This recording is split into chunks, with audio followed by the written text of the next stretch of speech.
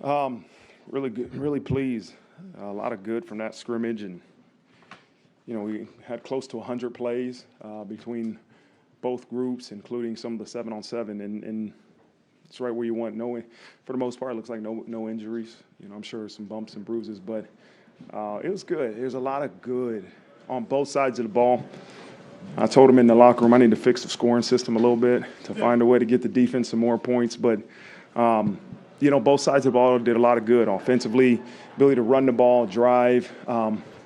Early in the scrimmage, every drive that didn't result in points, there was some type of negative play. It was a penalty. It was a tackle for loss. And so, again, great teaching opportunities to understand how to continue to sustain those drives offensively. Defensively, did a great job of stepping up in plus territory. I mean, there was a 4th down stop on the 1-yard line, which, again, you want the offense to score and then defense to stop them. So it's a lot of good teaching, and really pleased with really everybody that was on the field, the effort and the execution that they played with today. So with that, I'll open up for questions.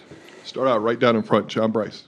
Hey, Marcus, when you have this format and you still have some practices left, I think 3, what do you hope to get out of that, or what do you believe are the benefits? The next 3 practices, you mean?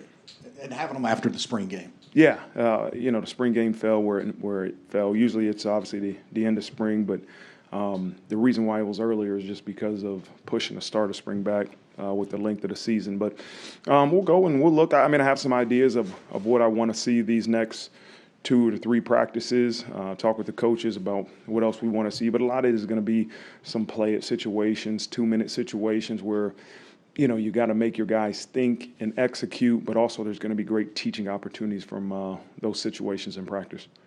And then the next 2 weeks, or maybe a little over 2 weeks, the portal opens, I think, on Wednesday and closes the 25th or 6th of April. Just from a roster management standpoint, what do the next 2 weeks look like for you? How much time do you spend with Denbrock and Ash and Mike Martin and just sort of evaluating everything?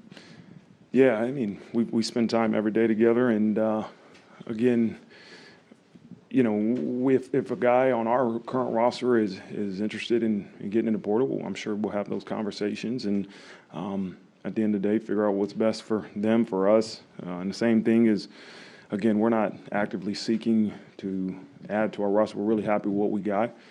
If something, comes to our attention and we see adds value to our roster and our program, then we have to have a conversation about it. But there's nothing intentional right now about these upcoming weeks. We're going to practice, we're going to be together, we're going to work, and if somebody decides to go into the portal, then we'll adapt and adjust. Staying in the front row on your left, Jack Sobel. Marcus, I know you obviously have to evaluate the film, but what are your first impressions on what you saw from the quarterbacks today? A lot of good, a lot of teaching opportunities, I'm sure. I'm not truly outcome driven, so I think we had 1 turnover, and again, I don't know if it was the route, the throw, but it was a lot of good from all 3 guys, and a lot of teaching opportunities, as we'll go back and watch. But it was a reflection of how the first 11 practices have been. Those guys have been battling. They've all improved. They're all, doing some really good things. And it's crazy to think this. You got 3 guys that all can lead your program to a victory, right, and be your starting quarterback. So we'll evaluate it, we'll talk about it, and have discussions moving forward. Again, you would like to be able to kind of go in the fall with a 2 quarterback battle. It's really hard with truly having a 3 quarterback battle, but we got to sit down and have conversations about what's best for our program, what's best for our quarterbacks, and we'll make those decisions in the future. Staying on the left side, second row, Sean Stiers. Hey, Marcus, obviously Knapp and Schrouth were, limited this spring. I don't think we got to see them at any of the practices we were at. Obviously, they were out there today. What's the spring kind of look like for them, to this point? Yeah, it was a progression. Those 2 guys both were postseason or at the end of the season surgical guys that it was a progression for them to get back. We knew that at some point in the spring we were going to get them out there and get some work in. They played a lot of plays this season, and it was important to us get the physical strength conditioning aspect of the development for those guys Before it was more important to do that than it was to just get them back in practice. So they got out there this week and competed and did some really good things. We limited their number just because it's early for them in spring, but and it's good to see those guys out there, right? And we got a lot of good work for the young guys that have been practicing most of the spring, but it's a little bit different when you have Emil and Billy and Knapp and some of those guys in there with the ones. It's different for our offense. And then Luke Talich was kind of all over the place defensively as well. Again, like what's this look like for him?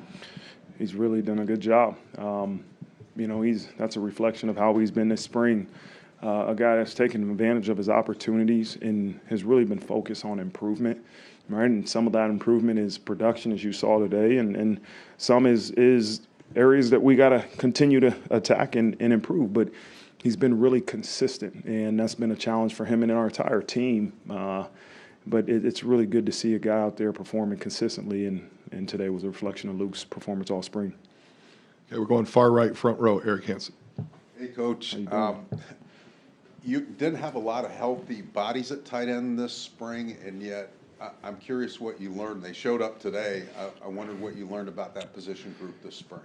Yeah, I mean, Kevin's a guy that played a lot of ball for us 2 years ago and has battled some injuries, and to have him back this spring in some type of role has been good. Eli's, we've held him in certain areas of spring ball, but again, he's a guy what you're going to get out of Eli Raritan, and again, he showed today to do some good things. It was good to see Jack make a huge catch today. Jack and Kevin, but Jack, it was good to see that throw and catch in that critical situation.